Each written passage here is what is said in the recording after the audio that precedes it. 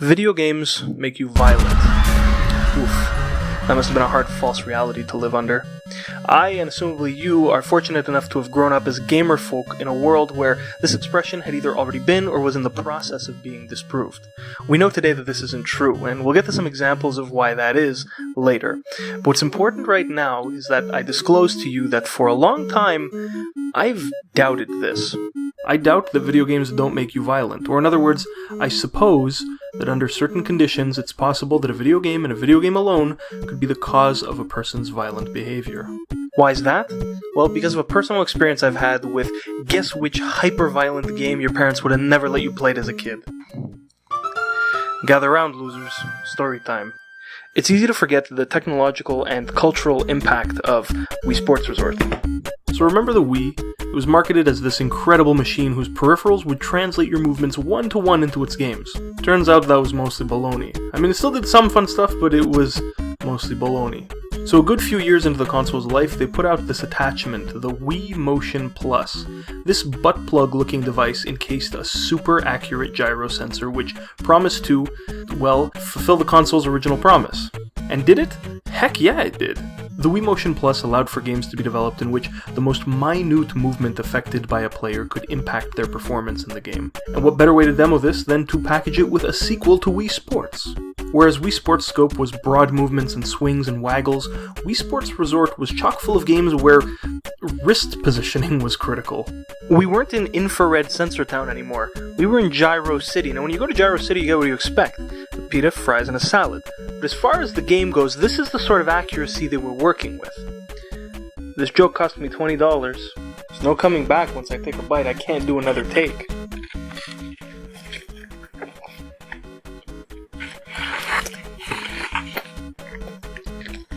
$20, well spent. For context, I tried last weekend working this joke into my actual dinner. It failed, so I've already had dinner and now I have all this food. I don't know what I'm gonna do with it. But I'm 24 fucking years old. I'm still doing this fucking bullshit. I need to be put to rest.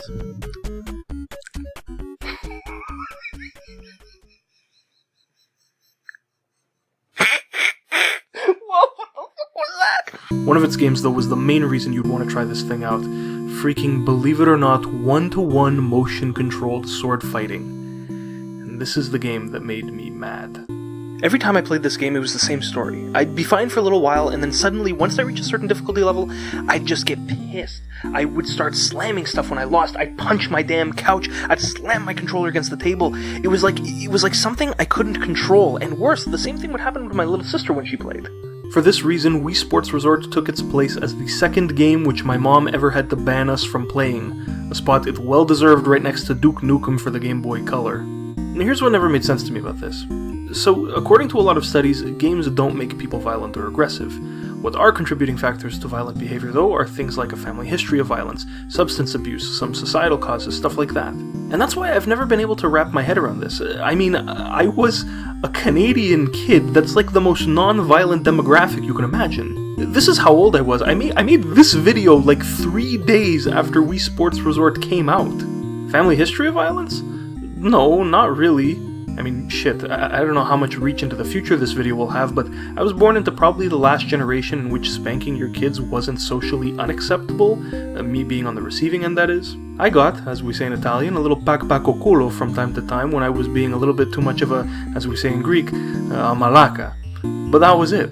So that's why for a long time I've been unconvinced that games are incapable of making us violent, because unless I'm missing something, this game made me and my family violent without any external factors. Unless... here's the external factor. Motion controls. Due to my personal experiences, I think in general games cannot be a sole factor in aggressive or violent behavior. But for the longest time and in the back of my mind is where I stored this little doubt that this also held true for games whose take on immersion goes a step further. And in the back of my mind is where this little doubt, this little thought stayed until I got an Oculus Rift this year. Here's a dramatic reenactment of myself playing Robo Recall for the first time. Customer is aggressive. Oh my god. This is incredible.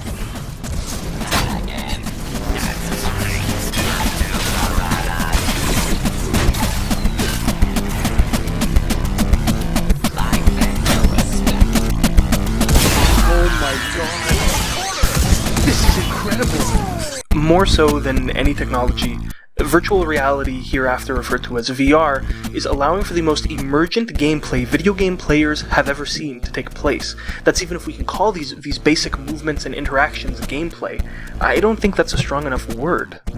While we're still here in the introduction, for the sake of this video, VR is a virtual reality experience which a user interfaces with through a specialized headset which displays stereoscopic 3D images and includes head tracking. In VR, the user experiences the world through the body of some avatar which they are viewing through the eyes of. Additional tracked controllers for things such as hands or legs are optional.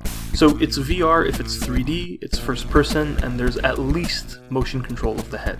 I specify this because by this definition, neither a plain 3D video screen nor a 2D projection of a game played with motion control are allowed to be called VR. These distinctions will be important later. What is VR going to do? What is it already doing? What are the impacts of this technology on us personally, psychologically, but also on a grander scale, societally?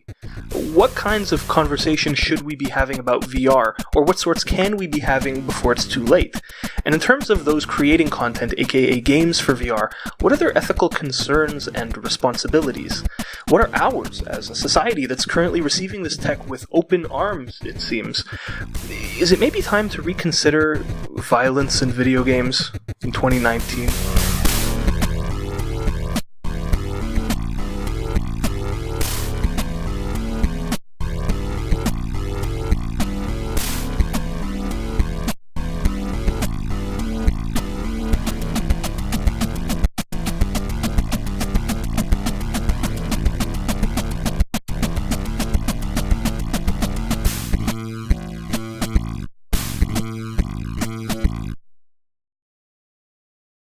Now, before talking about games and their effect on us particular to this bleeding-edge technology, it's important to take a step back and see where, when, why, and how this whole violence in video games conversation started. He was a video game player in the 90s. She, or they rather, were his overprotective paranoid boomer or Gen X parents. Can I make it any more obvious? Past the point of novelty, when games started to be more than just dots on a screen that you controlled with a stick and a button, when games started moving closer to the living room and forward into depictions of more faithful action and player input, adults of the world started flipping their shit. Sure, this is a new thing that they didn't grow up with and didn't know what would be the effects of. Seems it should make sense that they might react this way. Now, the hypocrisy here is that many of these grown-ups had been on the opposite end of this rodeo before, be it with the movies, comic books, or God forbid rock and roll music that they loved, but that their own parents, priests, or rabbis rallied against. But hey, to be fair, never before had any form of media tried to put realistic-looking guns into the hands of kids. I mean, come on. Look, neither side was playing with a full deck here, it looked like. So, of course, public interest in the subject of the effects of video games on players drove tons of people into its research. Lucky for me, just after the turn of the millennium, a couple of guys, including one Dr. Bushman, stick a figurative pin in him, he'll be important a few times throughout this video, played cowboy to all these old pieces of scientific literature and wrangled them up into a single meta-analytic review, aka a summary of everything that was known about video games and their effects on aggressive behavior at the time. In the end, their analysis of the massive amount of existing research revealed that violent video games increase aggressive behavior in children and young adults. Well, shit. And that's kind of how the subject was left for a while. Video games make people violent. Fuck.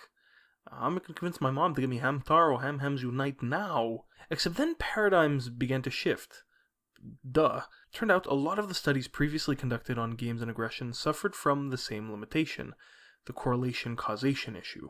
AKA, just cause shit's linked in some way, doesn't mean either's the cause or consequence of the other. Many of them delved deep enough to find a link between violent video games and aggression, and assumed this meant that the games were responsible for creating the violence in people. This, however, isn't logically sound, as it could be also used to argue the case that people with existing violent tendencies would be likely to seek out violent games. Basically, studies up until then had shown that aggressive people play violent games, but the relationship between the two wasn't properly established. People, or researchers at least, were no longer satisfied with blaming games for violent behavior and realized that this didn't paint a clear picture. Here's a good example of a work done during these changing mentalities. Violent video games and aggression, causal relationship or byproduct of family violence and intrinsic violence motivation. Dr. Ferguson's coming out here hitting us with a two-parter. Part 1, do video games cause violence? No. Neither randomized exposure to violent video game conditions nor previous real-life exposure to violent video games caused any differences in aggression. Here he is checking immediate and the regular exposure. Now that's a bro. Part 2. Alright, so what are some factors involved with aggressive tendencies? Results indicated that trait aggression, aka personal proneness to aggressiveness, family violence, and male gender were predictive of violent crime, but exposure to violent video games was not. Well, shit, that doesn't help with my case, but hey, neat stuff. Studies like this were extremely valuable to the reception and recognition of gaming as a hobby and games as a medium of entertainment.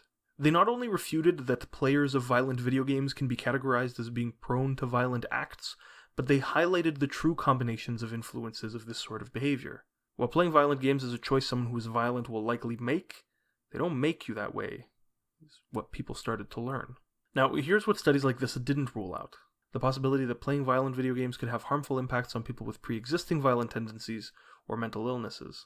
Maybe they can be used as a contributing factor, a vicarious experience or way to prepare for a real-life violent act. This is the angle from which the anti-gaming crowd would most often continue to prod from, and still do today, and I guess you can't blame them for that. That being said, there's still a lot to learn, and a lot of people from both sides are continuously working towards answering new questions. Here's a snapshot of the conversation of violence in video games in the modern age. In 2019, we believe that there is no strong evidence that games are a cause of violent criminal acts. However, some links have been found between games and short-term aggression. As important as it is to acknowledge that, it's just as important to pay mind to the murkiness of it. First of all, measures of aggression are weird and often criticized. They include things like making subjects feed hot sauce to someone. As Dr. Graham Wilson from the University of Glasgow told me in an on-paper interview, thank you again by the way, there is a world of difference between hot sauce and criminal aggression and violence. It's the player's personality that matters more. Now the issue here is that studies from the other end of the line agree with this. They agree that violent behavior does have more to do with someone's personality. So instead, what they've reported to show is evidence that cognitive aggression is a predictor of long-term aggressive personality changes, and that repeatedly and regularly activating one's aggressive thoughts by, playing games, can risk aggression becoming part of their personality. And that's a really interesting counter-argument. Or at least it would be, if it weren't for another study showing publication bias towards works which show positive links between games and aggression as opposed to those that show none or other. That's why I'm using the word murky to describe the state of the violence in video games conversation in the modern age. There's no evidence for the big, scary, and potentially important, if true, claims, but people are finding out some interesting stuff by poking around at the issue at a lot of different places. For example, maybe it's not about if games can make us violent, but it's instead their addicting qualities that we should be worrying about. Or here, remember my whole goofy intro bit with the story of how my family and I got angry playing Wii Sports Resort? Well, in 2014, a group of researchers from the University of Rochester showed through the lens of self-determination theory, a psychological framework about how people make motivated decisions, that wholly independent from violent content, a game could make someone aggressive by result of what they call competence impeding.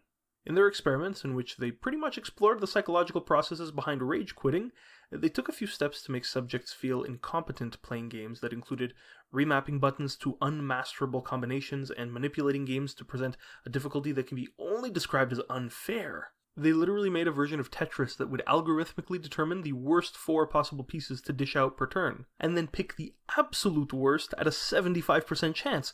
Talk about a Tetris effect. This is someone out there's version of hell. They showed that impeding someone's confidence could result in them having aggressive and violent feelings, and there's no doubt in my mind that that's what we were experiencing with Wii Sports.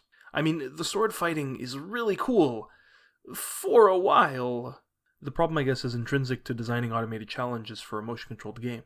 With every round won, the game kind of just cranks up the reaction time of the AI opponents it's serving you until you reach a critical point at which they're able to counter your every move with just frames to see them coming.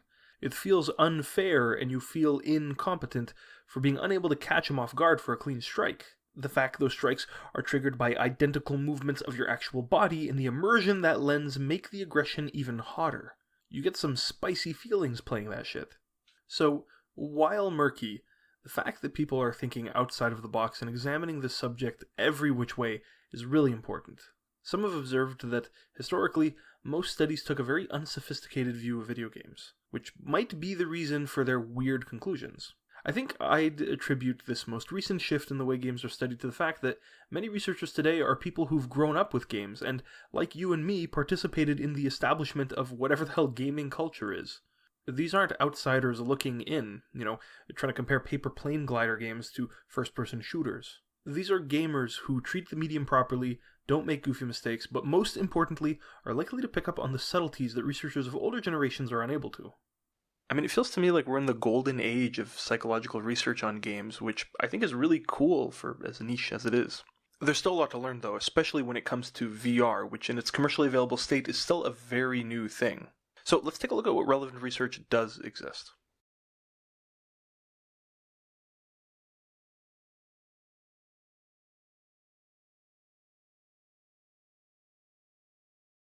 So first of all, let me introduce you to a problem I discovered.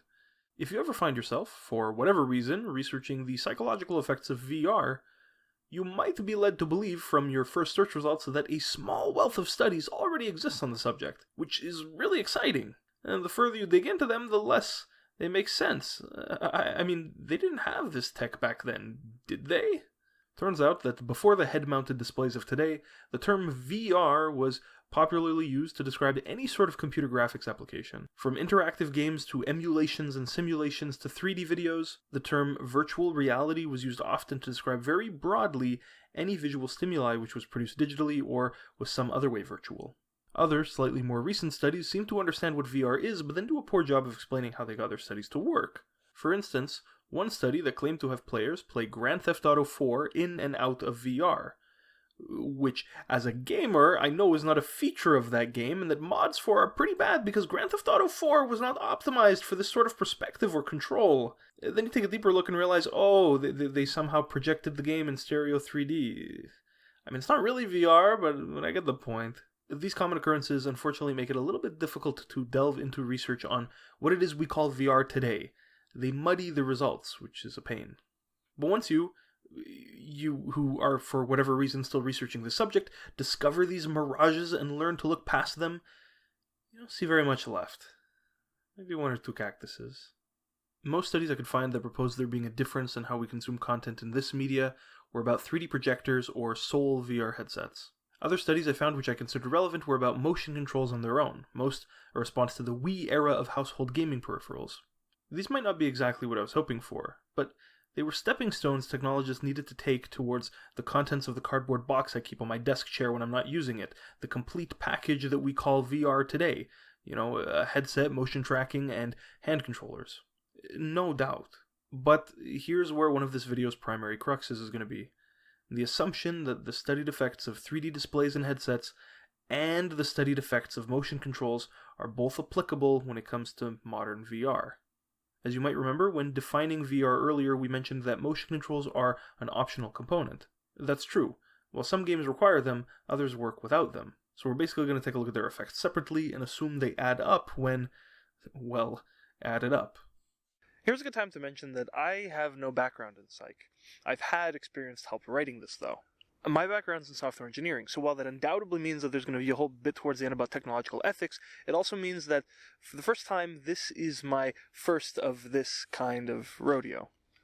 So from my perspective, as a technologist, let's say, I see no reason not to assume that the results of studies on general 3D display systems and those on motion controls would both be applicable when it comes to VR. As far as I can tell, they shouldn't contradict or conflict with each other in any way. Nevertheless, I should be pointing out that in the lack of any studies about the exact sort of VR games I've been playing, those where I wear a headset and move my hands about, yada yada, I'm going to be taking what people have learned about VR headsets and 3D and other immersive displays, and I'm going to be taking what people have learned about motion controls, and I'm going to make the assumption that both of these would hold true when paired. So you might remember that in the intro when defining the technology, we mentioned that 3D movies are distinguishable from VR. That while implementations of stereoscopic 3D are certainly a component of VR, they are not the same thing. As far as what they do, though, they both immerse the player or viewer in the most literal sense of the word by providing you a perception of depth comparable to real-life vision. So here's another assumption I'm making, which should be easier to swallow. I think when it comes to what effects a 3D display is shown to have on people, we can assume that those effects would at least be true of VR displays as well. Why is that? Well, because the actual source of those effects wouldn't be either technology, but rather their byproduct, immersion. Now, VR displays should no doubt have immersive properties and effects unique to themselves, but whatever 3D does simply by being 3D, I want to assume VR also does for the same reason. So let's talk 3D. 3D TVs, remember when those were a big deal? No, me neither. But you know who does? Dr. Bushman. In 2014, he and his associate published a study on the mediatory effect presence has on violent video game play. Presence is the word researchers seem to like to use to describe the particular brand of immersion available through VR. Presence is the combination of three phenomena: place illusion, the sensation of being in a real environment; body ownership, basically how much you believe that your avatar's virtual body is your own; and of course plausibility illusion, the feeling that events or actions occurring are actually occurring or could actually be occurring. This one's not unique to VR. It's something you've probably seen in any deep systems-driven game or immersive sim where you have the freedom to solve problems as you would, though VR definitely does help. Now, no shit, as you can tell from how roundabout I've been at introducing this, Dr. Bushman didn't study how presence affected violent video gameplay in VR, but rather on 3D monitors. Why is that? Well, as he explains, at the time, studies of head-mounted display-type VR were already cropping up, but with mixed results. He attributed these inconsistencies to the pairing of the awkwardness and novelty of this sort of technology. As he says, these inconsistent effects may be due to the bulky and unfamiliar nature of VR headsets, as relatively few participants typically have experience with VR headsets compared with more popular immersive technologies such as large screens and high-definition images. I mean, it makes sense. Most people have not experienced VR, and anyone's first experience, whether it be after waiting an hour in line at a convention or just in a laboratory setting, is bound to be weird. I can see how the lack of most people's exposure to VR and the fact that a first interaction with it can be as incredible as it can be nauseating makes it really hard to study on a mass scale. There are more variables at play here than just the content of the games, which could be influencing the results. Not too dissimilar to that whole competency impediment concept with the remapped controls and unfair difficulties, maybe. So long story short, he studied 3D screens instead, which admittedly would have a much lighter presence, but a sort of presence nonetheless. And of course, 3D media being something most people are familiar with from their movie-going experiences, there was less to worry about in terms of external factors limiting the results. And so in the end, what they found by having participants play violent and non-violent games across different sized displays in 2D and 3D was that violence in 3D had greater impacts on aggression, which were attributed to its immersive condition. Basically, the more present you feel in a game, the angrier you'll feel afterwards if you've played violently. Or maybe another way to put it, if you're a violent player, immersion increases your feelings of aggression.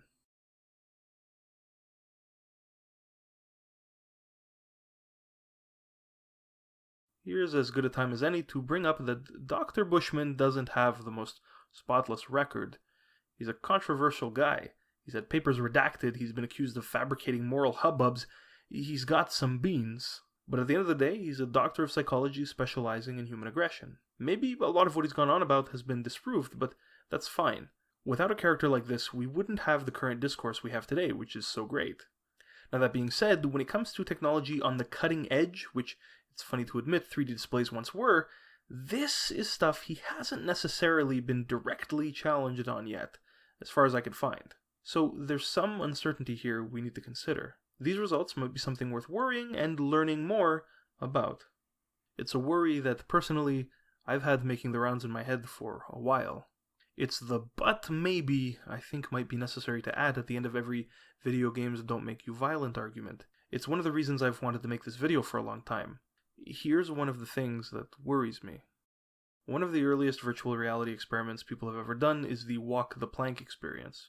It's basically a height simulator. A virtual plank exists high atop a city, and you walk across it. Simple enough. These days you can buy a version of it on Steam for like $17. Outrageous. In cognitive science, there's this concept of schemas, the way our brains organize information for storage and retrieval. As a kid, when we learned the schema for dog, it might include things like names of different breeds, physical attributes like having 4 legs and a tail, and others that make them distinct from, say, a cat, like the noise they make, and the fact that they're better. As far as what we care about today, we may, for example, have a real-life schema, which includes information about how we behave and respond to things in the real world, and then a media schema, which keeps track of how things in media are to be interacted with. This helps when, say, you watch a violent movie. You store information about how those characters interact in your media schema because, well, you're smart enough to tell that this is just a movie and it's not how you should behave in real life, assuming you're a typically functioning and fully developed adult at least, which, honestly, is an asterisk I'll mention here is implied basically everywhere throughout this video unless explicitly stated otherwise. Well, a few scholars have proposed that when it comes to VR and the presence we feel when in it, our brains might be fooled into feeding us information from our real-life schemas rather than our media ones. Is this real life? Yes. Uh-huh. Yeah. Okay, Don't touch it. Don't. Evidence of this can be traced as far back, they say, as some of those earliest Planck simulators and how players respond to them under various levels of sensory feedback.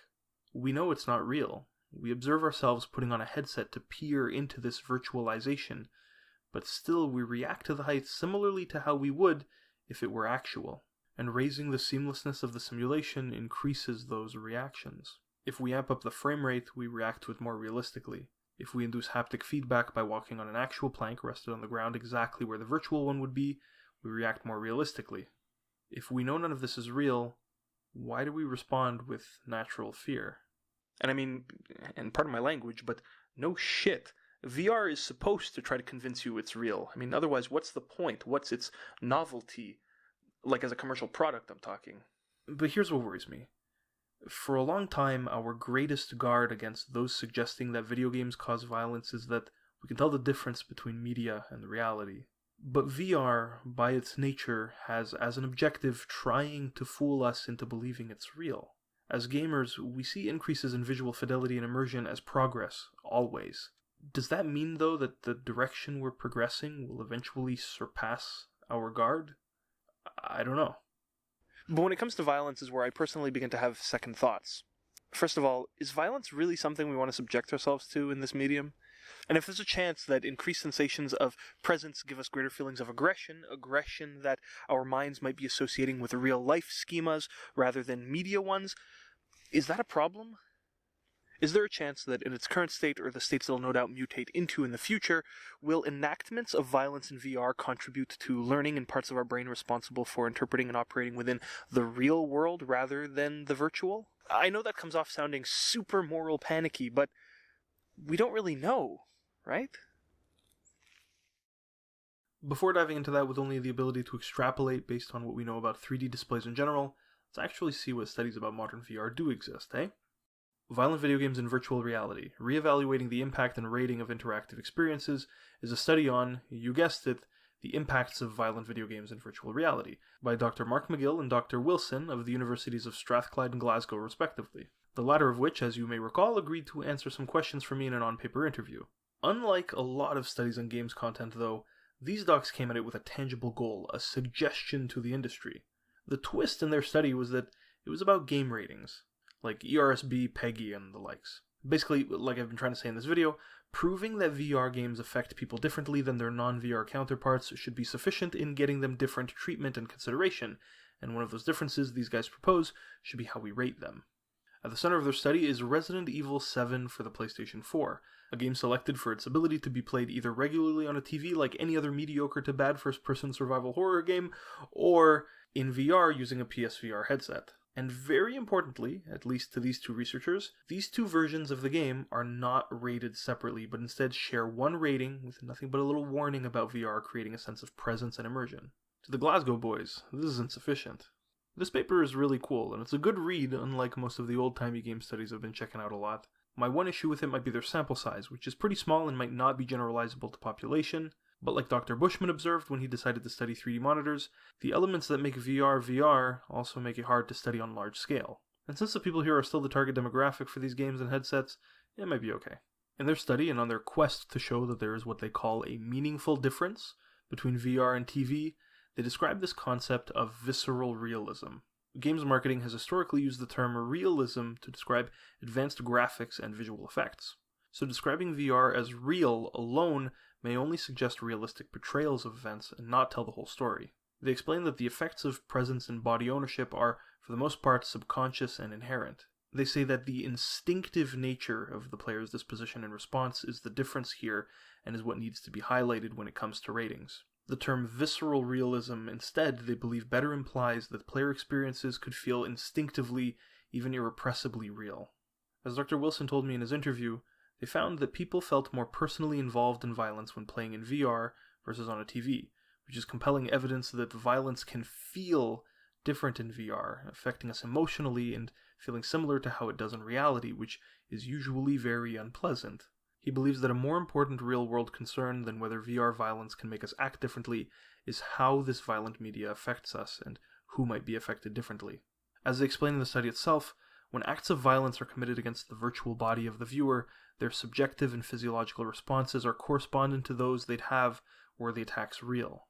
At this point, I don't even think we're in the realm of games anymore. I mean, what are the harmful psychological impacts of having someone assault you, having someone hold a knife at you, of subjecting yourself to a realistic fear of heights? The researchers then run with this and say, hey, there's a meaningful difference here, and maybe slapping a small warning on VR games isn't enough to protect consumers.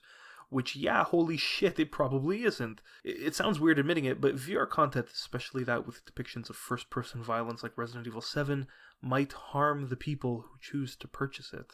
I don't know, imagine paying money for a game and then having to go to therapy or something because you experienced a realistic reaction to a virtual trauma. I mean, this isn't something unheard of happening even outside of the realm of VR, like in the case of the Mortal Kombat developer who needed to be treated for PTSD following their work on the game. So yeah, it only makes sense to treat VR content differently in the rating process to ensure that nobody gets hurt or damaged in any way. These ratings are meant to protect consumers from things they might not know about the things they want to buy. Now, all this talk of the negative impacts VR experiences could have feels like the right time to mention some of the positive effects it's already been shown to have.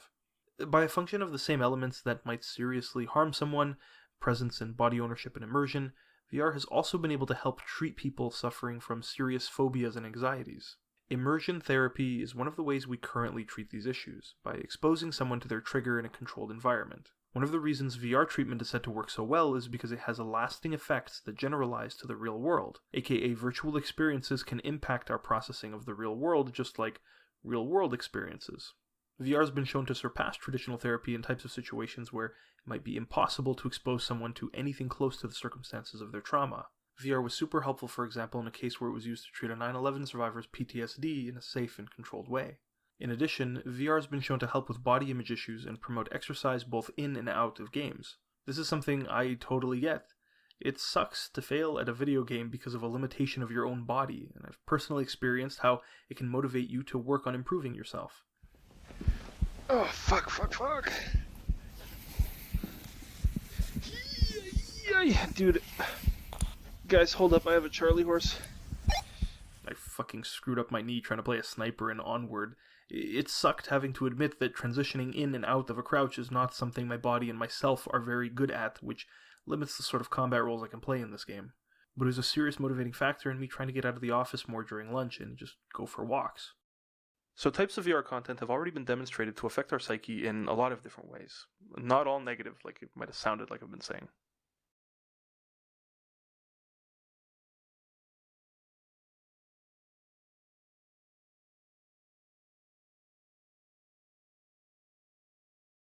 So let's talk real quick about motion controls before going any further. Like I said before, there's not much I could find specifically about motion controls paired with VR, but when the Wii came out and once again put a gun-looking thing into the hands of kids, some folks were a bit peeved, as to be expected, and this public interest led to a few studies being done. What folks/parents were most concerned about were games which asked players to mimic violent motions. At the center of attention for a while was the snuff film-themed Manhunt 2 for Wii, which had players trigger all manner of murderous actions analogously through gesture-based control. After a lot of research, bing bang boom, turns out there's nothing really to worry about. Playing these sorts of games and doing the motions does not a violent individual make, or at least there's no evidence for it. Same as for games before the touch and motion generation. As before though, there are a few positive links between motion controls and increased short-term aggression. Once again, they're brought to you in part by Dr. Bushman. In social psychology, there's this thing either called the weapons effect, the weapons priming effect, or the sight of weapons effect, depending on who you're talking to. It's something Monsieur over here has spent some time studying. Basically what it is a description of how people naturally experience increases in aggression when seeing or holding weapons. It's pretty much that old expression, when you're holding a hammer everything looks like a nail, but extended to things like guns. It turns out merely seeing an image of a firearm, say, increases our aggression, and holding one is even worse. In 2015, a group of researchers published a study about the effects of realistic gun controllers for video games on perceptions of realism, immersion, and outcome aggression. What they found was compelling evidence that using a realistic firearm controller positively impacts cognitive aggression. They called playing a game with a controller like this a triple whammy in terms of contributing factors of increased aggression, due to the weapon's effect from the weapons on screen, the immersive violence depicted on screen, and the weapon's effect from holding the aforementioned realistically designed gun controller. Now, as a gamer, I have some problems with this study. That is a great fucking line. But what it comes down to again, I assume, is unfamiliarity with games on the part of the researchers. First of all, they mention first-person shooter games throughout the study, but then in the experiment they have participants play Time Crisis 4, a light gun shooter. This is a different genre. This is a type of game that plays entirely differently to the FPS games they say they're really worried about. And I don't know if you've played a light gun game with a regular controller, but it's ass. I think they went the wrong way with this study. Instead of picking a game designed for a light gun and then comparing the experience to the outright bad controller version, they should have taken a traditional first-person shooter, which is also playable with motion controls, and compared those experiences. They could have used any of the Wii or Wii U versions of Call of Duty games to do this with, which all have extensive motion control support. I, as a true gamer, should know. Do I think this shows lack of attention to detail in their study? Yes. Do I think it invalidates it, though? Yeah, probably not. I just like to complain. The weapons effect is something with a wealth of research validating it. No questions there. So when they say the results raise concerns about the harmful effects of realistic gun controllers, they might be onto something. But I mean, come on. Who'd go ahead and call what we use in VR a realistic firearm controller? The thing looks kind of like a... well, not really like much, really. Well, here's the issue we've never really faced before when it comes to controllers. When you play the Wii and grab this thing, sure, maybe it feels a little like a gun, but it certainly doesn't look like one. When you go into the Rift, though, and pick up these manettes, they don't look like this anymore. The game world overlays hands onto them. Your hands. And with those hands, your hands, you grip, aim, and squeeze the triggers of virtual guns. So I wouldn't disregard a study like this, because unlike the light guns which they studied, the way a virtual gun is observed can be described as beyond realistic looking. In VR, your controller is not analogous to the weapon you're wielding in-game. Your controller becomes that weapon exactly. The motion capturing technology effortlessly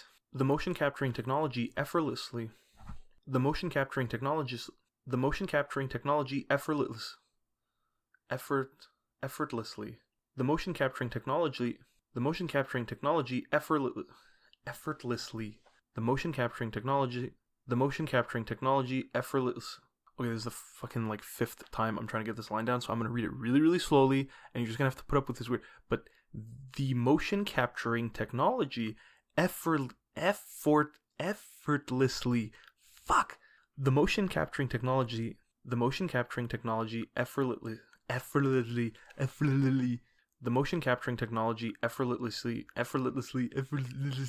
I just fucking can't do this. I can't fucking do this.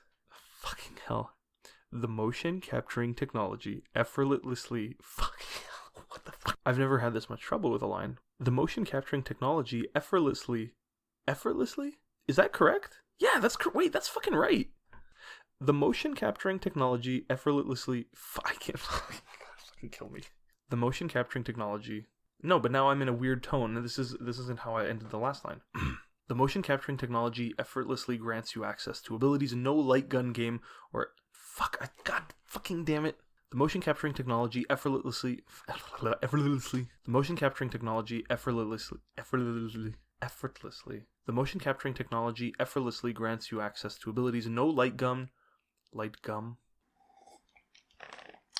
The best part is, after flubbing that line so many times, I guess I didn't even realize that it's one of the lines I flagged to do in person, so that this whole thing has been an exercise in futility. At least we got a good joke out of it. But as I was saying, 10 to 20 times, the motion capturing technology effortlessly grants you access to abilities and I can't fucking do it. I hate this line. But as I was saying, the motion capturing technology effortlessly grants you access to abilities no light gun game or FPS ever has. You can accurately aim without using sights simply by pointing your hand even directions you're not looking. You can lower and raise your weapons exactly as you wish, manipulate them in any which way, set them down, pick them up, throw them away, anything. Included in the researchers' original concerns was how the effects of these sorts of controllers and the mental link that exists for most people between the guns they represent and aggression could reach a large proportion of people through the great market popularity of shooting games, among other genres. This concern, however, was partly based, I'd say, on their misunderstanding of game genres and the fact that light gun games are not first-person shooters, not in gameplay, not in audience, and definitely not in market share. Nobody really plays these things at home, let's be honest. When it comes to VR in its current state, though, I'd say at least half the games with motion controls out there involve firing weapons. Shooting games lend themselves really well to the medium. The design of handheld controllers with grips and triggers are a response to this, or maybe it's the other way around, implying I believe VR might have a stronger sight of weapons effect because unlike light gun games, you actually see your weapon in your field of view rather than just a 2D reticle projected onto a screen. Assuming this, I think it's easy to understand that VR shooting games can be considered a triple whammy risk factor. You see detailed 3D imagery of weapons, your own and those of others. You're fully immersed and present in a world of 3D violence, and a couple of dongles you hold shape a corporeal feeling of holding a firearm. But again, we're talking short-term, self-reported or convolutedly measured levels of aggression. Spicy, not progressions towards or links to serious violent criminal behavior. This isn't enough reason for the people who've called VR an over-the-counter digital boot camp to be suggesting that. After all, as we've learned, the fact that violent individuals tend to play violent games doesn't mean the games make them that way. But one of the points the confused gun controller researchers have might stick. I don't know. So right away they admit that cognitive aggression, short-term aggression, is not a measure of current or future behavioral aggression. But they bring up that other researchers have argued that cognitive aggression is the most theoretically useful predictor of long-term aggressive personality changes, and that aggressive thoughts that are repeatedly activated in a person can lead to aggression-related knowledge structures becoming part of their personality. Having aggression be part of your personality is trait aggression. So what they're arguing basically is that repeatedly exposing oneself to immersive, violent, motion-controlled games and the weapons effect with realistic gun controllers can lead to the development of trait aggression. Now, to be crystal fucking clear, they're not proving this. This isn't evidence. This is a concern they've risen and have justified, that these sorts of games could lead to aggressive knowledge structures and potentially subsequent aggressive behavior in people. And as a consumer of this sort of media, and more generally as a person living in this world, this does kinda concern me a bit. But like Dr. Wilson says, seeing a sad film may make us temporarily sad and we may cry, but it doesn't induce clinical depression. And so why would violent media make someone go out and repeat those acts? Alright, so let's wrap things up and do a little recap of what we've learned so far about the gaming-specific impacts of VR-related technologies. Important question. Does VR media impact us differently than other media? Yes. Due to its distinguishing factor which sets it apart from other media, presence, composed notably of place illusion, plausibility illusion, and body ownership, it would seem so. Though, as Dr. Wilson mentions, none of these are inherently problematic in any way that would cause more aggression than TV or monitor games, and it probably comes down more to the personality of the player rather than the game itself. We don't know yet whatever effects will and are being had on human behavior, either in or out of VR games. As he says, there's not really any research in the area. We know that there's the good, the positive impacts of this, which can be leveraged for applications like therapy and healthcare. There's the bad, of course, impacts which most would perceive as negative. Most importantly, the unintended consequences of visceral realism, which improperly expressed to a consumer might cause them mental and psychological harm. False memory acquisition, making us suffer physiologically to fabricated and virtual yet vivid events. Digital trauma with real-life consequences. And then there's the ugly, the real spooky stuff that, unlike the good and the bad, isn't quite proven as of yet, sure, but I think the risk of which deems them worthy of some serious scientific scrutiny. This is the ugly learning of violent knowledge by VR's potential to bypass media schemas, our previously thought best defense when it comes to how much influence media can have over us. This is the ugly potential for regular exposure to immersive VR motion-controlled violence, games and experiences where the weapon is put straight into your hands to encode aggression within our personalities and change who we are. We don't really know conclusively much about this. Not many people are looking at it, to be fair. But what I think is that if virtual events and experiences stand to have similar effects on people as real events and experiences, what the various stakeholders involved in this technological ecosystem might need to be more considerate of is the gaming content ethically permissible on these platforms. But gaming isn't the only domain in which VR exists. I mean, not even is it just in entertainment. Outside of that industry completely, VR, and AR mind you, have for a long time found roots someplace a little weird. Training. Now, the training industry is a little hard to visualize. Every company, big or small, has to train their workforce for the particularities of their job, and for a long time, training, head to toe, was a completely internal process. But developing and maintaining training material, issuing it, collecting, and distributing it, this is a lot of work. That's why a few businesses dedicated to this sort of stuff have cropped up to serve this market. If you've ever worked for a large company, you're probably familiar with these horribly acted, weird HR videos you have to watch from time to time. Well, unless you work for the sort of place with the means to produce video content like that, odds are the clips you watched were part of a training service package that your employer bought or had commissioned from one of these businesses that makes them. Now, that being said, in certain industries, often in extremely complex domains, there's still a need for on-premise internal training material. So, the training industry, if you like, can be seen like this. It encapsulates every company creating its own training and all companies producing training content and or offering training services to other industries, businesses, or individual clients. Why are VR and AR such good pairings for it? Well, partly for the same reasons we've discussed relative to the impacts they can have on people from games. The fact that we may perceive and interpret virtual experiences as real in terms of our responses to them and our memory formation means that they can have very similar influence on us compared to real-world training. Then, of course, there's the cost factor. As I've learned, the hotel industry is big on VR training, particularly for its higher-ups to experience what it's like to work on the front lines. There's these intricate VR workspace demos they have for customer service roles with paid voice actors and all sorts of gnarly stuff. VR is also big across the board for workplace safety training, much more impactful interactive safety demonstrations taking the place of simple video presentations. These cut costs by not having to spend resources building training environments or spending to have people travel all over the place to do it on site. You can put a headset on in the comfort of an office and just be transported anywhere else to do anything else. It's practically magic. And of course, though not real, you do get a sort of hands-on experience similar to the real thing that leaves more of an effect on you than watching a clip or not doing it at all, as the case may be when costs are too high. And of course, especially when it comes to AR, augmented reality, stuff where additional details and graphics are overlaid atop a user's view of the real world, there's a lot of medical stuff. There's definitely a lot of what you'd call medical AR apps, just plain application used for diagnostics and treatment, but there's also a wealth of educational and training-specific stuff out there. Now, to give you a sense of the scale of this industry from the developer perspective, XRDC, one of the largest VR, AR, and MR conferences in the world, runs a survey amongst developers and publishes the results as a report every year prior to their event. It's kind of like a nice little annual snapshot of this very young industry, and it's interesting to see the progression of it. This year, it turned out that when surveyed about the focus of their current or potential work, education came up as a target of a third of developers. Almost as many mentioned training, and over a fifth specified that their work was medicine or healthcare related, and a few more said that they were doing something for workplace and public safety projects.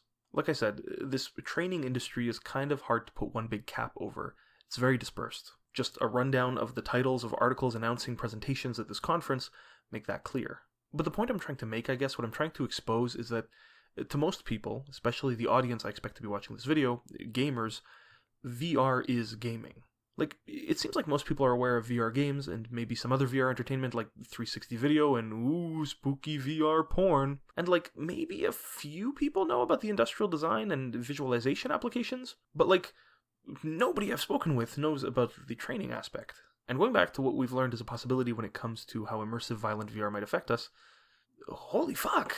I mean, okay, this is just me talking, this is nobody else. This isn't even necessarily my opinion, this is just me trying to explain what I'd call the elementary mental gymnastics my brain does whenever I think about this. Okay, so video games don't make us violent.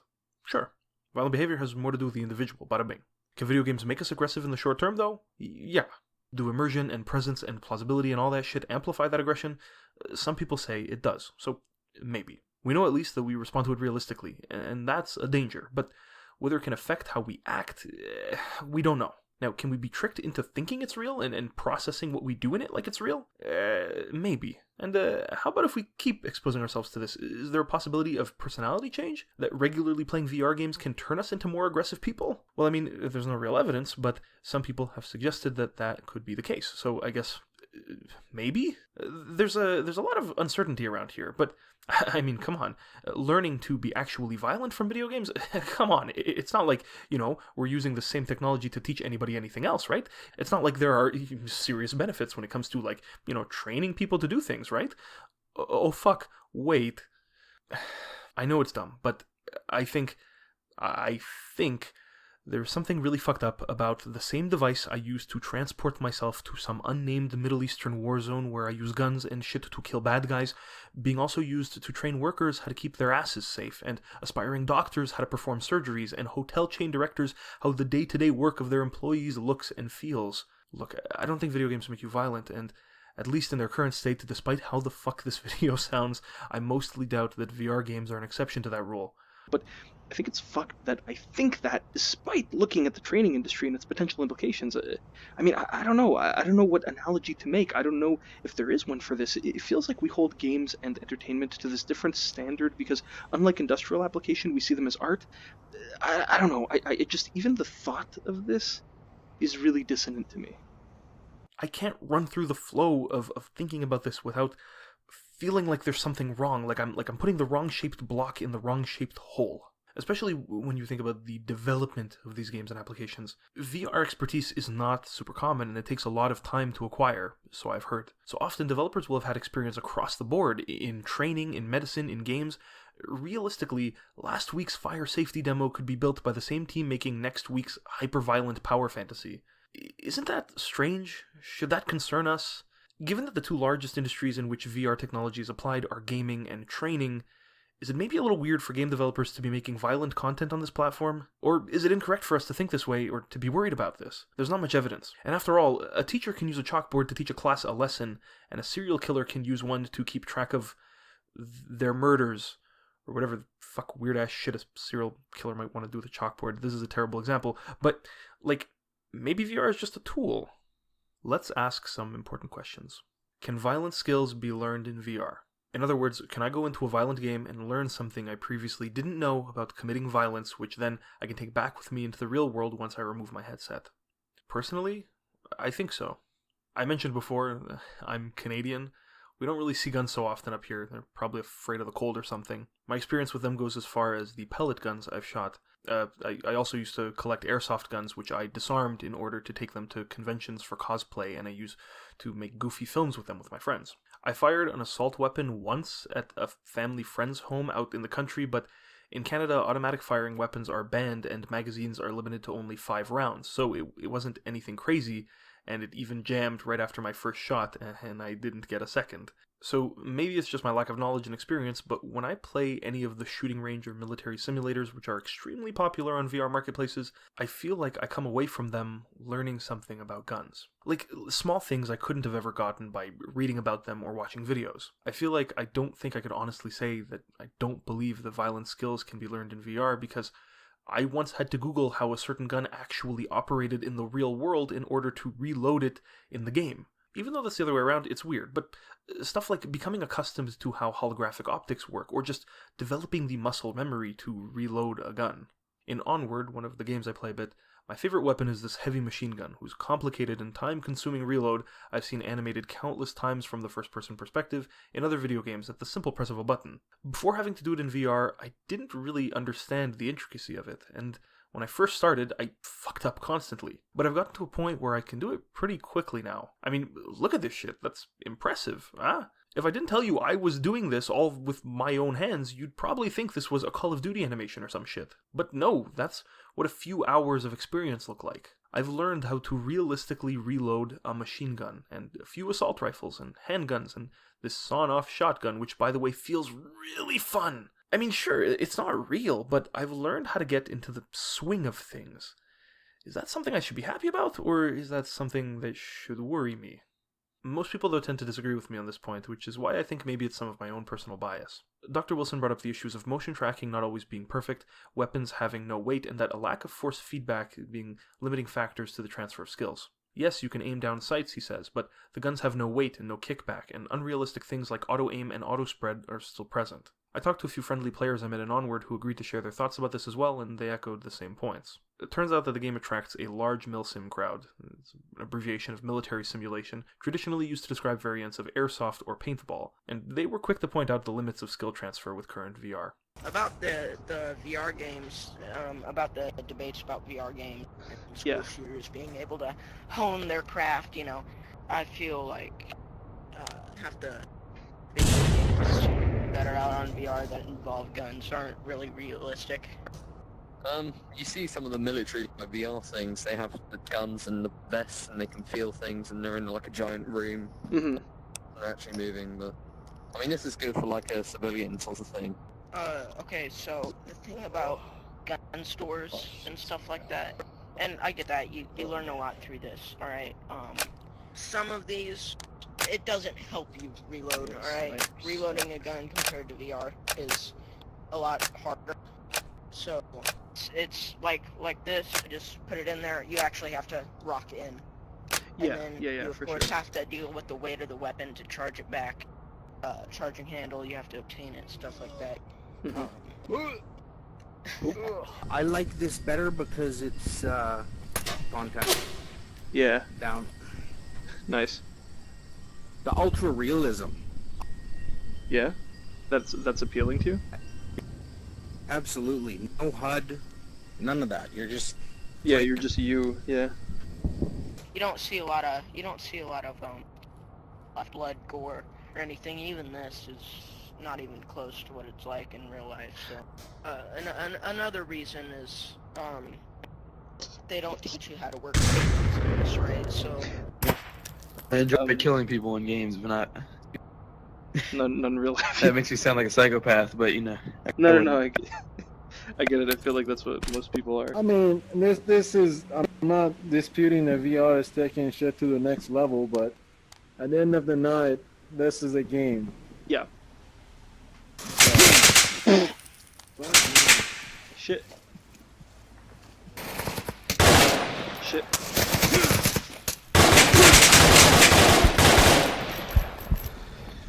Good comment. Yeah, I'm coming. Now that was one. Still, it's enough for now to point out the current limits of this platform and be reassured by them, but VR is an evolving technology. Compare where it was a few years ago to now, and you'll realize why critique and judgment passed on those old things wouldn't necessarily apply today. VR is going to get better, no doubt about it, and as it does, the fidelity of performing any sorts of acts, not just violent ones, will get better and come closer and closer to reality. So it's important that we understand if and how any transfer might work, says Dr. Wilson. If there was theoretically a one-to-one recreation of, for example, a famous monument, and an individual was able to practice moving through it and shooting with a highly realistic gun, then there's scope for risk. But we're some distance away from that.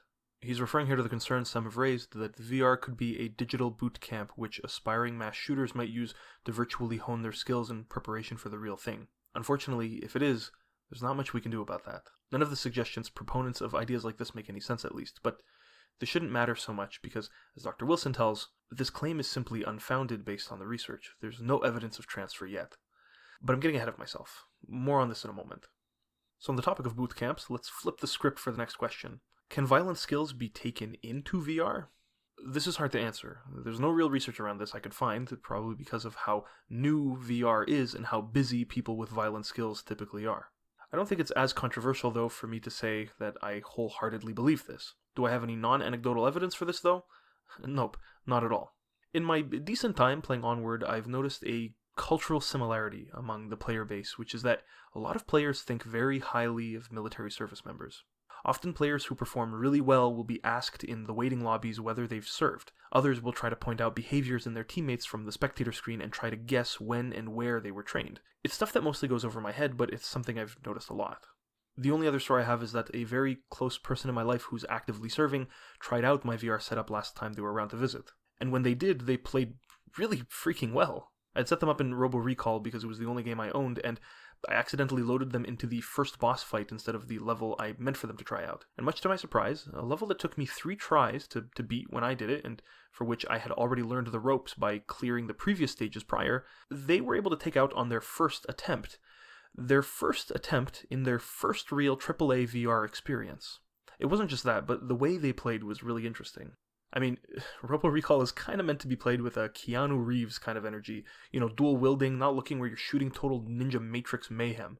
But they played this with cold precision, almost never holding more than one gun at once, aiming down sights, picking off targets one by one despite the enemy's horde approach. It was really impressive, and not a question, one of the reasons I think real-world skill and training for violent situations can be taken into VR and used effectively in games. I'm not even talking about tactics or strategy or anything. I think just having some sort of real combat experience and weapons training can give you a measurable advantage in the second-to-second action gameplay these sorts of games serve. It doesn't really make sense to me that it wouldn't. So then, back to what, in my opinion, is probably the most important question related to violence in video games in 2019, or 2020 by the time this fucking video comes out. Can violent skills be honed in VR? Can someone with pre-existing violent tendencies apply these to VR in order to improve them, to train, to learn? Can someone fulfill that sensationalist headline we'd all dread to see one day? This week's mass shooter prepared for attack by practicing in virtual reality video games? As a player of these things who's observed personal physical improvements in these sorts of games over time, it makes me wonder. Would, for example, having some sort of muscle memory, no matter how loosely related to the real experience of carrying out the motions of reloading a particular weapon, have any impact on the damages done by such a malicious shooter? I don't know. Like we said before, if the technology keeps advancing, which it seems like it will, the feeling of performing violence in VR will trend closer and closer towards the real thing. Will it ever meet it? Or is there some close but no cigar limit it will infinitely converge towards? I don't know.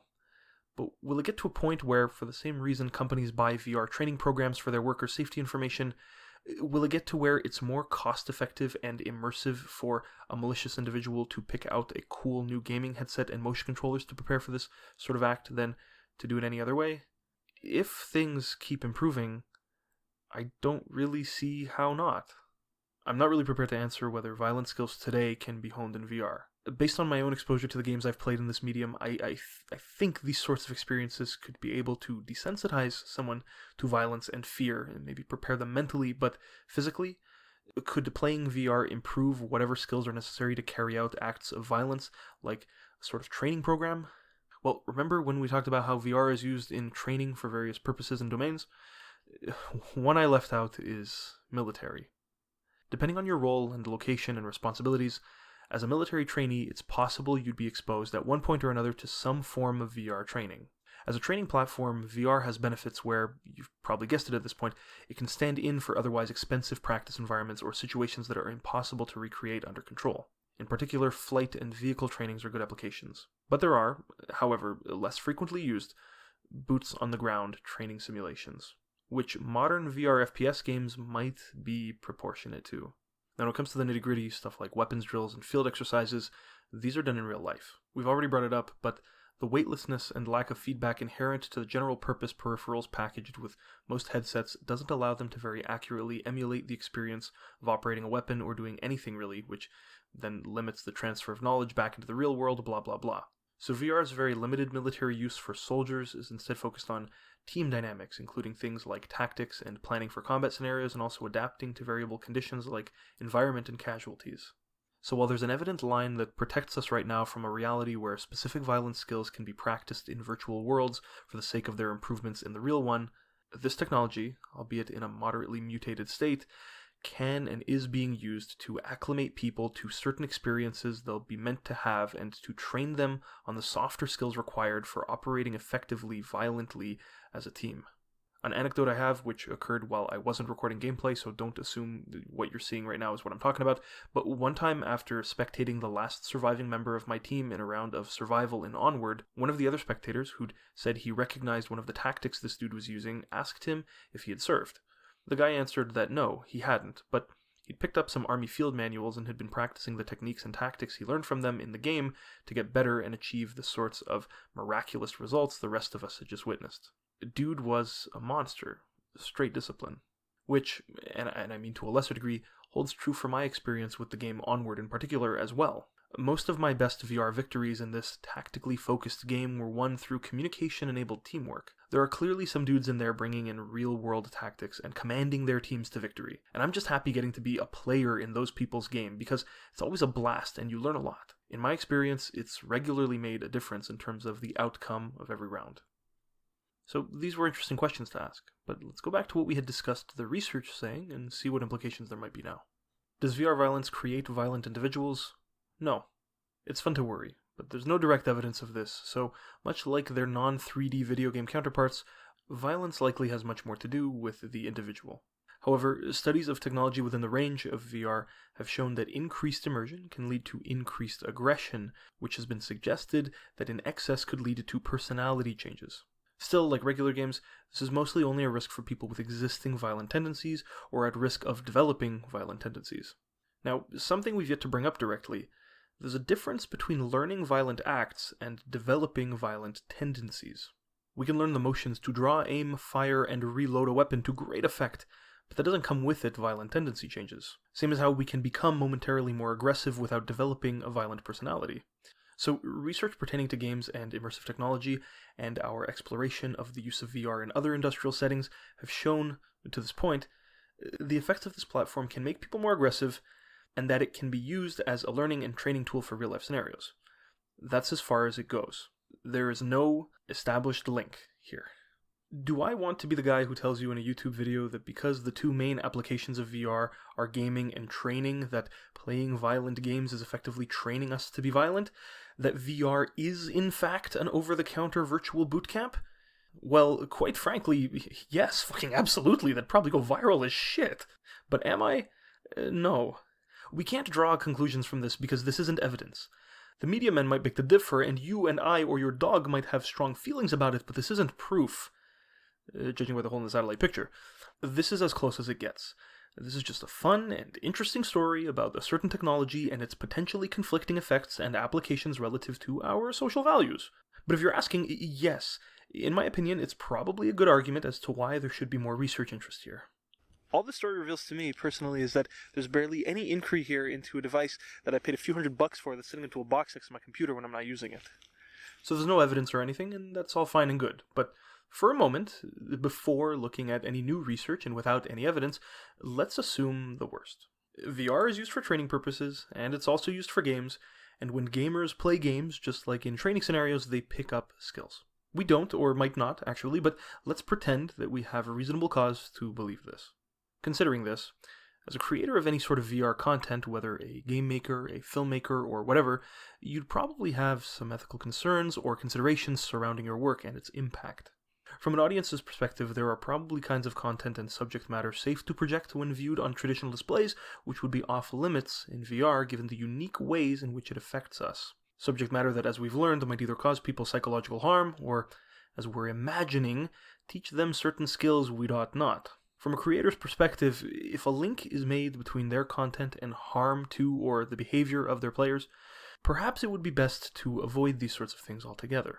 I mean, forget imagination, this is something the artistic medium of gaming has seen before. Over the years, many game developers have demonstrated a certain awareness or moral responsibility towards producing certain content which they considered too far. For instance, the designers of 2009's Call of Duty Modern Warfare 2, who had the sensibility to make completely optional an emotionally intense part of the game where the player's character, for various narrative reasons I won't go into, is asked to participate in the shooting of a public airport.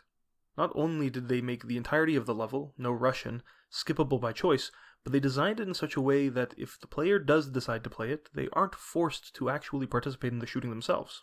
The player can just walk through and view the graphic scene being composed by their teammates without actually participating in it if that makes them feel uncomfortable. Games of the last few generations, which have begun to touch more on these kinds of mature subjects, have done well to show awareness of the limits they think their medium should have. There's a reason no Russian is optional. There's a reason there are no children in open-world sandbox games like Grand Theft Auto.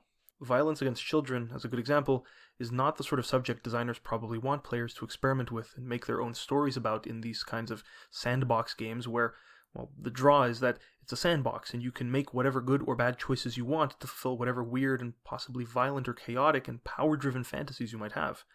No, that's not something even the creators of a totally open game like Grand Theft Auto, which is constantly getting flack from the popular media for its sheer raunch, are very comfortable with. Instead, this subject is reserved in the rare instances where it is brought up in games for telling specific messages. Often, the presence of children in a game is surrounded by restrictions. An open-world game that otherwise treats everything, every mechanic, every system as a toy for you to experiment and play with. When it comes to children, the game stops and says, no, this is how you play with this one. There are rules now. That shows some serious maturity, and that this medium is evolved. There are certain things we can expect these days. Games which cover certain topics like sexual violence or mass shooting anywhere close to insensitively are bound to be rejected by the general public and banned from digital marketplaces. Most people don't see these sorts of subject matter and the interactive medium being things which can really shake hands, even when discretion is advised. And so what we can expect from developers is not to cover these. We can expect them to know that there's a line that they can't really cross or even dance around without getting some hate. And so when it comes to VR, we'd expect the same sorts of restrictions apply, the same sort of awareness from its developers, right? Well, as someone who owns one of these headsets and often performs searches for games to play on it, let me tell you, it doesn't seem that way. When we say that games don't cause violence, I don't feel like we're talking about stuff like Blood Trail, a VR exclusive game which prides itself on being called the most violent game in VR. What sets this game apart from most VR shooters is its focus on realism. Simulated laws of physics rule the game world. Waves of bodies tear apart and ragdoll by the intense forces applied to them, leaving behind blood splatters of the most supposedly true-to-life shapes and sizes. There's a sandbox mode, of course, basically a virtual torture chamber where you can experiment with whatever you want and learn the best ways to off your foes, I guess, in preparation for the main game in which you shoot people. But it's okay, because they're not just people, they're fanatical cultists. See, they're bald and everything. And they're also mostly unarmed. And this guy would really much like to be able to snap their necks. A brief scroll through of this game's Steam reviews will reveal that, well, a lot of people aren't super pleased with it, but to a few people, it's fulfilling something that I'm not really sure I'm comfortable talking about. This is just a dumb game, a really stupid fucking game, but it's clear it's trying to be, without outright saying it, a murder simulator. Its ability to be that draws in people, and that's some fucking freaky business. Look, I'm all about artistic freedom, and I don't think video games cause violence. I think most of us feel the same, but when we say that, we're not thinking of things like this realistic physics and gore-driven cocaine cult shooting game with a torture room mode that's probably giving a few people out there their kicks. If you want it to be, this can be an approximation of mass shooting. It can be an approximation of torture and of murder. I don't know what playing something like this, going into it thinking it's just fun entertainment, might do to you if you're not aware of the unique ways VR can fuck with your mind. It makes me uncomfortable that a game like this would be made and released and sold with the lack of research that exists. Sure, there's no evidence right now for us to worry about, but I don't think that means developers should go all the way to extremes and assume everyone will be safe. It seems pretty unethical and irresponsible. Dr. Wilson and Associate bring this topic up briefly and less slippery than myself as impermissible content, mentioning that certain red lines might exist for virtual reality content and that we'll need to do more research to determine if, at all, portrayal and interaction with a certain level of sensory fidelity and realism will be unacceptable for whatever reasons. This research will be necessary to determine what guidelines or restrictions might need to be made. They mention this is important in order to protect creators as well as consumers. Content creators, they say, should be able to push the artistic and aesthetic boundaries of their medium without potentially harming their consumers or being falsely accused of causing harm. This isn't the only game like this. I'll spare you the slew of pornographic VR games that you know exist and instead show you the absolutely ridiculous intersection or intersection, if you will, of sexual and violent content in Sex and Gun VR. This is not a joke. This is an actual game where you have straight male sex and gun down bad people. I don't know. I have not played it. It's just fucked to me that something like this could exist so openly, like not even try to hide itself or anything. How is this shit so easy to access? why is there so much VR content out there that seems to disregard the socially enforced content rules we've established as a community for games? Is it just because the VR market is so small that there's a lack of awareness of these sorts of things being built? And what are the ethics to consider from the creative side? Well, it turns out it might be more of a cultural thing. I spoke with Dr. Stuart Thiel, an old professor of mine, who, on the side of his faculty responsibilities, had at one point been in charge of Concordia University's Game Research Lab. A point that kept coming back up in our interview was that Dr. Thiel was concerned with how creators in this new technology might believe that any old rules would not apply to them, that they could do whatever they wanted and explore uncharted territory in this medium. The excitement of a new technology like this could have a liberating effect on people who wish to try new things previously considered a little weird. People learn what they want to learn. Tricking people into learning things is, I have some experience with that as a university professor, but generally speaking, people learn on their own what they want to learn. You show them the door, they walk through. Mm-hmm. If you make that door video game shaped and kind of fun, then you might get a few more people to walk through it. Mm-hmm. But these are people who are actively choosing to learn a particular skill and take away some idea of how they're going to apply that skill. And that's true in the classroom, and it's going to be true to some extent in a video game as well. I'm not making the, guns don't kill people, people kill people argument. Yeah, no, but I get it. You're basically saying, like, if people are actively trying to learn these sorts of things, this is something they can use to learn it, and they will seek it out, but people who are just generally looking to have a good time playing a video game are not necessarily going to be picking up on these things. No, but I see that. It's just, I'm not necessarily convinced about all of that.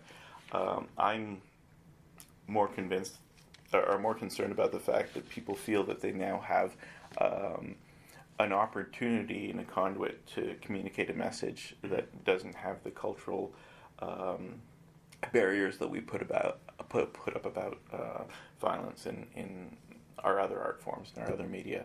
So video games, in particular VR video games, they're newer. The fact that they're new means people could break the rules. Some of the sketchy VR porn games you're referencing, this is a new technology. It's quote-unquote disruptive. And so people feel that they don't have to follow certain social conventions. Mm-hmm. And I think that that's a bigger concern. But that's not about the game perpetuating the idea of something problematic necessarily. Mm-hmm. It's about the people who want to perpetuate these things having a way to express these things in a way that I think probably isn't healthy. I don't think it helps people deal with it. I think it helps them spin up and become angry. And I suspect that's more about creating the message and creating a group around a message than any actual game itself. What is the video game they made about the Columbine shooting? That was new when RPG Maker just came out. That was a big deal. You could make your own game about anything. So someone made a game about that. And not really VR. That's as far from reality as you can get. But it was around, someone said I could express this thing that I'm feeling in this way and advance that instead of walking through it in society. And I agree with this point. You have to look no further than another disruptive gaming technology to see the same pattern we're seeing with VR now. Flash had major influence on our perception of what gaming was back in the 90s to 2000s, and probably is to credit for some of the foundation that the industry sits on today, especially the indie scene. Prior, games were for the most part physical things you needed to go out and buy, products controlled by ratings boards and sold over the counter by stores willing to sell them. Now, games could be published and played directly on the web with nothing but the most basic browser installed on, say, the machines in your grade school's computer lab. The ease with which Flash games could be developed and reached made this a double threat. Not only was it easy to distribute them, but anyone could make them. Flash was a liberative, creative force that showed the world the likes of Heli Attack 2, of full-fledged series like The Last Stand, of countless archery games. What the fuck was up with all of the archery games? But also, on the darker side, things like the torture game, where you'd point and click on a dangling body to use various torture weapons on it and cause as much damage as possible while seeing how long you could preserve the victim's life. There's even, get this, an option to upload an image of someone else's face to the torturee. Ha ha ha, that's cool, right? No, that's fucked. But despite that, we used to play it all the time in the computer lab at school. See, anything that frees us to produce more creative works or any sort of disruptive technology linked to entertainment will no doubt lead to the development of some fucked up shit. In the case of Flash, its ease of use was unfortunately paired to ease of publication, which is why A bunch of Canadian grade schoolers were able to spend hours peeling skin off a half-naked man's body. Reflecting back on VR now, maybe it's easier to understand how, by granting tons of people access to a whole new medium of entertainment, their creativity is naturally running wild. Freedom to make art also means freedom to make shit, though, and so that's probably what we're seeing happen here, something that's happened many times before in entertainment and even in gaming. Ultimately, though, as the markets mature, the ranges of content we should be seeing coming out of VR devs' heads and studios should normalize out the extremes. So while this is some real fucked up shit, it's probably a necessary phase. So long as it doesn't persist too long, it shouldn't be something to worry about. The bigger issue I see with VR is that while there's little to no evidence to suggest that we actually worry about anything, there's also basically just one study about anything close to the kind of VR I'm talking about, and even it suggests that we need more research on this shit. You know, the kind of VR I've seen is very much alive given the multiplayer lobbies I've had no trouble in finding. The sort of VR that, myself partially included, many people are enjoying on a regular basis. There isn't just the ethics of the creative side to consider when it comes to controlling the progress of VR, however. There's also the role of society at large. At the moment, gaming culture is universally and unconditionally in support of graphical advances and immersive tech. You'll hear people discuss and argue design and mechanics till the world's end, but you'll never hear someone wish the graphics were worse, or that the experience was less immersive. Graphics and immersion, these sorts of things even get the attention of non-gamer folk.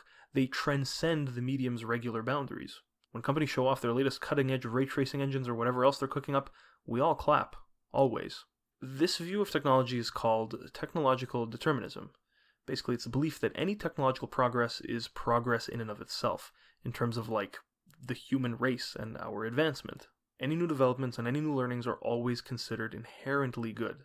Progress towards what is not a question you ask, because it's a belief that you can't stop progress, that technology is the key driver of social change, and then that it shouldn't be stopped. A hard determinist view of technology would, for example, lead us to construct things like nuclear weapons and allow them to determine the way we live. In reality, though, it's much more complex. It's neither technology or society that determines the other, but rather a broad set of multidirectional influences that allow them to co-shape one another. Nukes didn't make the Cold War, just like the stirrup didn't make feudalism, and neither the other ways around. But when it comes to gaming and immersive technologies like VR, any new tech that can sell enough to cover its own costs seems to be welcome at the table. The way we dance around gaming tech, to me, looks a lot like technological determinism, and I think this might be a dangerous view to have culturally. I mean, I don't think you could argue that it's a sustainable way for us to view games.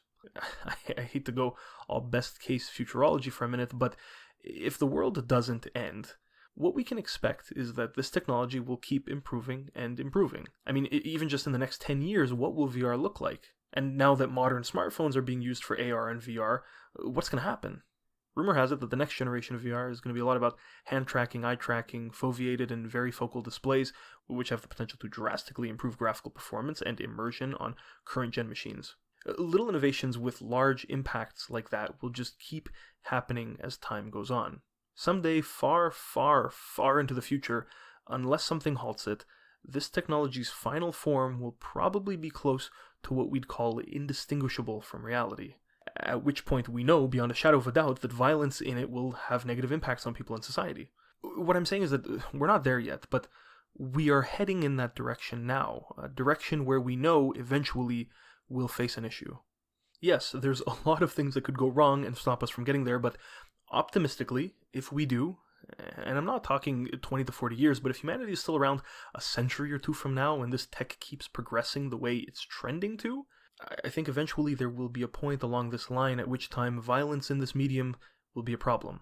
Now, why does this matter? Why am I talking about this now in 2019 or fucking 2020, probably by the time this video comes out? Well, because I think there's also eventually going to be a point at which it will be too late to start establishing any sorts of rules or guidelines, which are probably what we need. There will come a point where if we haven't already considered the way we're progressing, if we haven't already asked ourselves progress towards what, we won't be able to stop it once we realize that maybe we're not heading somewhere we like. Who's to say that point isn't now, or won't be in the next 20 to 40 years? Maybe it's foveated rendering that's the domino piece that seals in the deal. Maybe it's more advanced haptics, maybe it's portability and hand tracking, which we now have. Maybe it's some special combination of these which will seal in our doom. I don't know. But what I do know is that with momentum building, it can at some point become too late to give things a little bit more thought.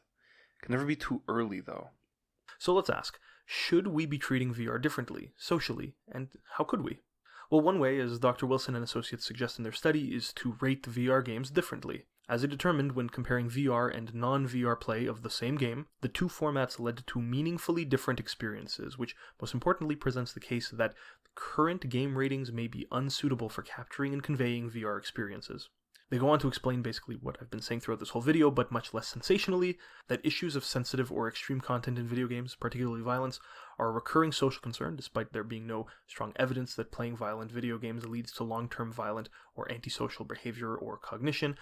But because of the demonstrable effects its experiences can have, VR introduces a new angle on this debate. When it comes to ratings, they explain that as VR increasingly tends towards realism, it'll be necessary to know how players and users will be affected in order to provide accurate and robust content ratings and descriptions. So of course, the call to action is to push more research into this direction. We currently don't know much about the subject, and if I may add some of my own opinion, not that I haven't throughout this whole video, but it doesn't seem like we're on the right track to know more right now about this subject. It would be a terrible event for them commercially, but maybe creators of VR headsets could be held accountable to fund research into how their disruptive technology might negatively impact us. Maybe like cigarette companies, they could be forced to label their packaging with the potentially ugly consequences the use of their products can have. I mean, side note, but even just the nausea and motion sickness issue, could we force Oculus and HTC and the rest of them to fund research on that? One of the biggest hurdles in finally making the purchase of my own headset was knowing there'd be a chance I'd be one of those people who never quite gets used to it, that I'd constantly feel sick while playing. And honestly, I'm not really out of the woods there yet. I've gotten better, but I can still easily and suddenly get whacked into a cold sweat and a bellyache by the most innocuous situations.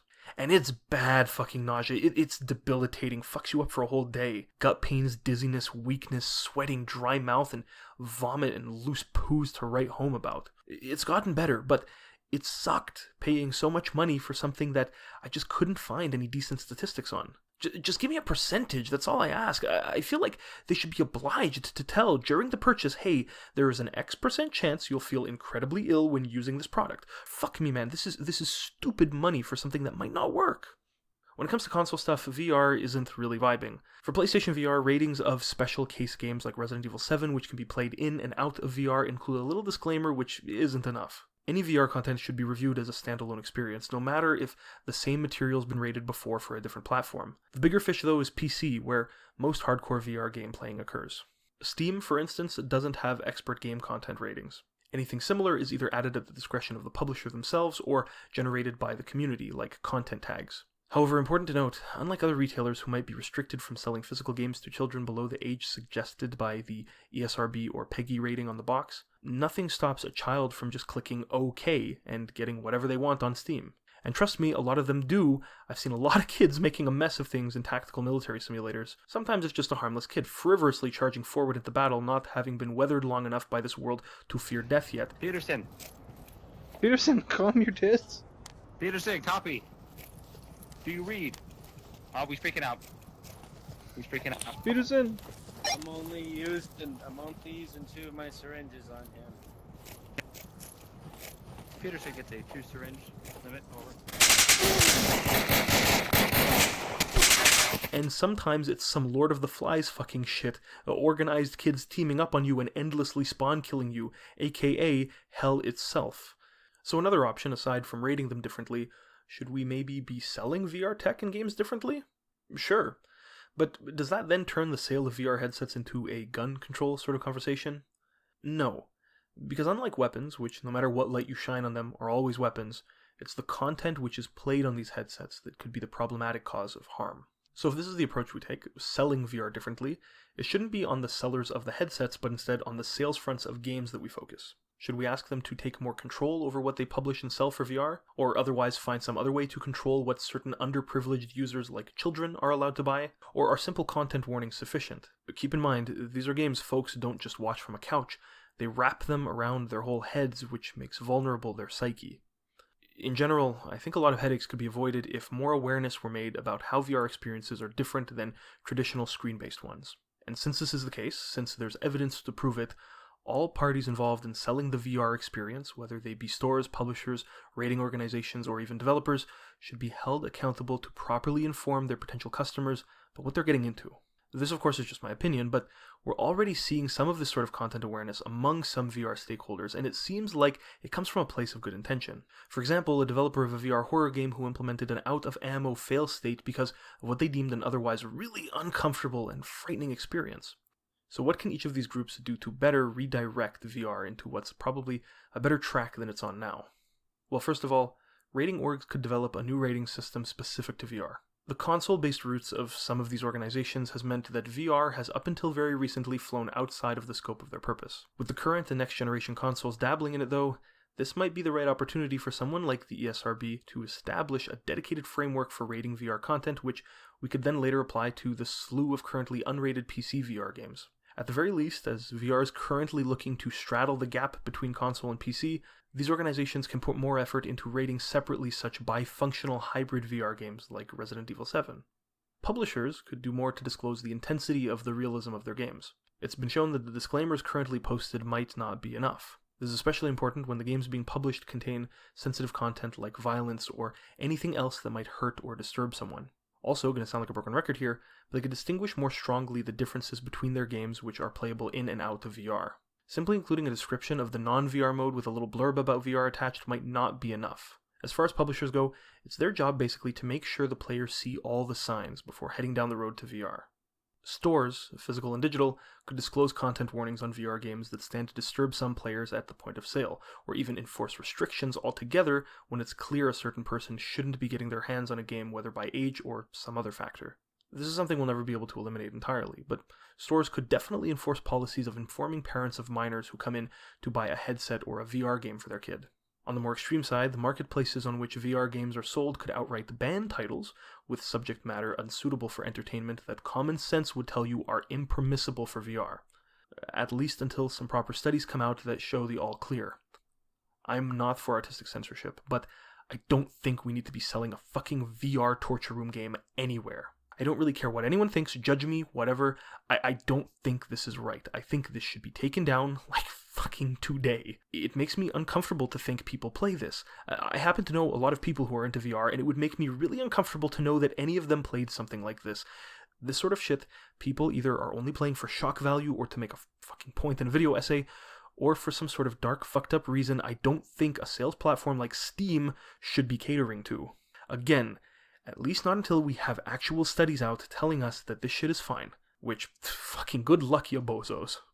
Developers, probably one of the most important groups, can do a lot. First of all, to mitigate the potential harm, they can include safety modes in their games. Many already do offer such accommodations, which was something really surprising to me entering the VR party so late into the game. Often these are referred to as comfort settings, and most have to do with physical and physiological limitations. Most of these display and locomotive options are there to prevent you from bumping into your surroundings, tangling yourself up in cables, or getting too nauseous by sharp, unnatural movements. But there are some games which, on top of considering the physical, also deal with what might be mental health comfort controls. The best example is VR Chat, which enables a personal space option by default, preventing you from seeing any players who approach too closely. Turning it off and letting something like this happen can be a deeply uncomfortable and claustrophobic situation to say the least. VR Chat has a lot of nice-to-have comfort and safety options that other games would do well to follow as a standard. Basically what I'm saying is I'd like to see more of this coming from VR devs, just like I'd like to hear more stories of designers acknowledging the unique impacts of their medium and changing experiences that would have been fine to have on a regular screen but are a bit too much on a headset. Look, basically there's a difference between seeing someone holding a knife to what's implied to be your neck but is really just the bottom of your TV screen a living room's distance away, and seeing someone hold one to your actual neck. And since this is the case and not everyone will be cool with that, there should be a way to turn that off. Have maybe alternative, less threatening animations for players who still want to play the game in VR but don't want to have to seek therapy after. So here we are. We've made it to the end of this video. Let's wrap things up with a little recap. Thank you, Matt, for the joke. That's another $20. This video's got a budget.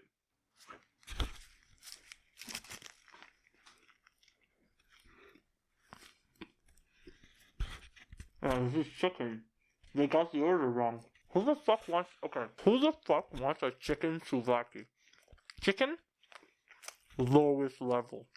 Okay, this is the official Souvlaki pita ranking list. Okay, tier list.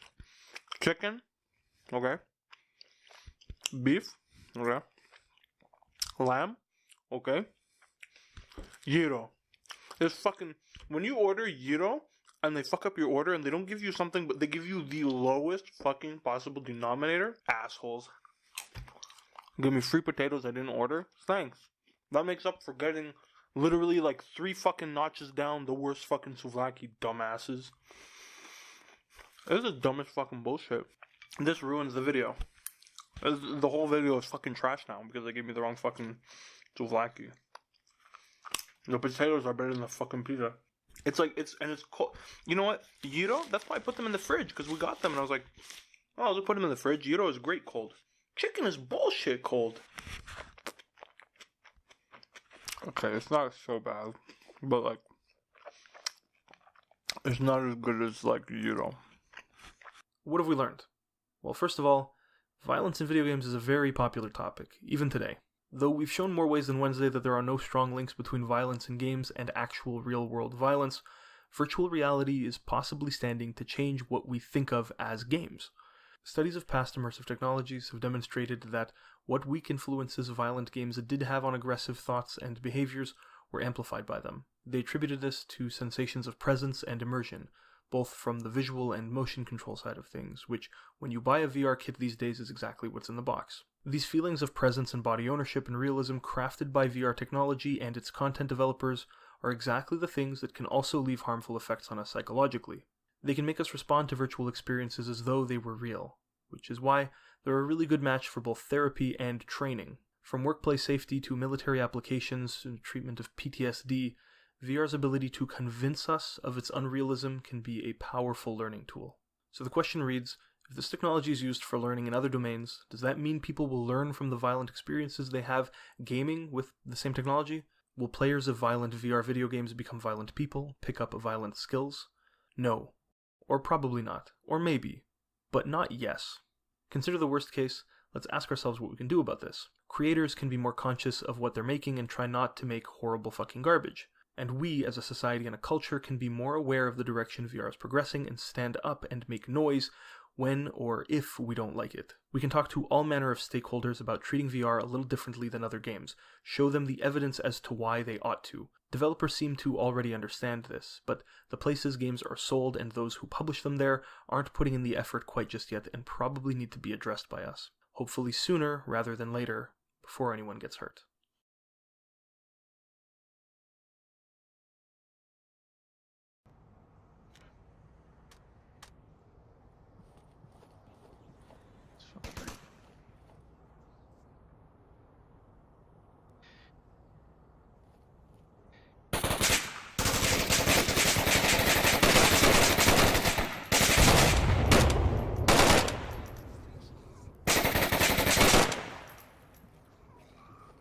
In case it wasn't clear, this video is mostly my opinion. Don't take my word as shit. I'm just some dude. Yeah, I did it.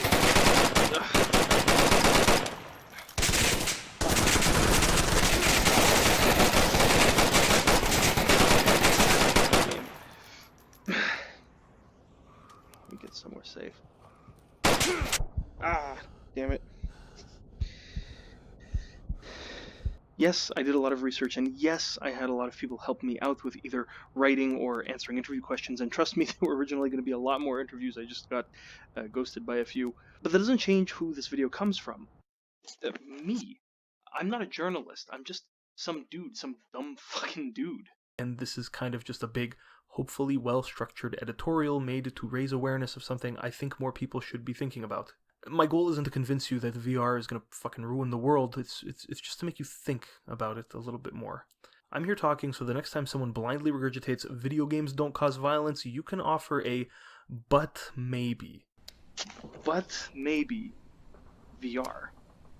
But that's all it is. A but.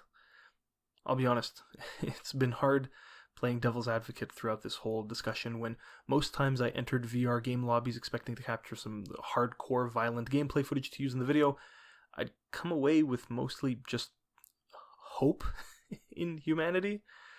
If you don't mind, I have a few questions I could ask you guys. Sure. Let me just kill my friend here. Perfect.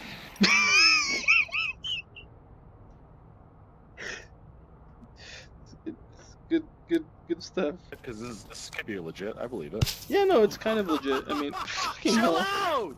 I didn't do it. He shot himself. No, yeah, he did kill himself that time. We're a weird animal. We can spend exuberant amounts of money to put virtual guns in our hands and wear goggles that transport us to non-existent battlefields where we can lay waste to our enemies in gory, immersive bloodbaths. And yet we'll still take the time to make complete goofy asses of ourselves for the sake of having fun. Guys, look! We can get a coupe. You wanna have a nice cold coupe? Hey, my guy in quarters. Sure, screens and the depthless view they present may keep us protected from harm as they're an easily perceived border between a game world and reality, but as VR permits us to pass through that boundary, or at the very least look into the screen rather than at it, it's clear that what a lot of people see on the other side isn't harmful. Instead, they found the means to be more creative, more expressive, and to make a total mockery of their surroundings, which is what I think are some of the things people do best.